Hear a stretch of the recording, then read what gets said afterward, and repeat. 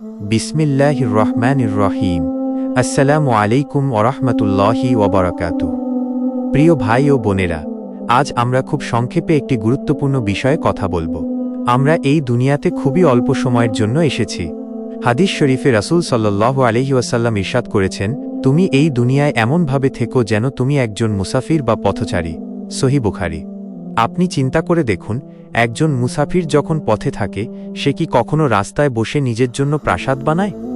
কখনো না, কারণ সে জানে এ পথ তার স্থায়ী নয়। আমাদের দুনিয়ার জীবনও ঠিক তাই। এখানে আমরা মেহমান। স্থায়ী জীবন, চিরস্থায়ী ঘর, তা হল জান্নাত বা জাহান্নাম। আজ আমরা দুনিয়ার মোহে পড়ে আমাদের আসল গন্তব্য ভুলে যাচ্ছি। আমরা ভুলে যাচ্ছি এই দুনিয়ার সম্মান, অর্থ, যশ সবকিছুই ধ্বংস হয়ে যাবে। একদিন আমাদের নামও মানুষ ভুলে যাবে, কিন্তু যেটা থেকে যাবে তা হলো আমাদের আমল নামা। যদি তা ভালো হয়, আল্লাহ তাআলা আমাদের জন্য জান্নাতের দরজা খুলে দিবেন ইনশাআল্লাহ। আর যদি তা মন্দ হয়, তাহলে কঠিন শাস্তির সম্মুখীন হতে হবে। তাই আসুন, এই স্বল্প সময়ের দুনিয়াকে একদিনের সফরের মতো মনে করে আমল করি, নামাজ পড়ি, কুরআন পড়ি, পাপ থেকে বেঁচে থাকি।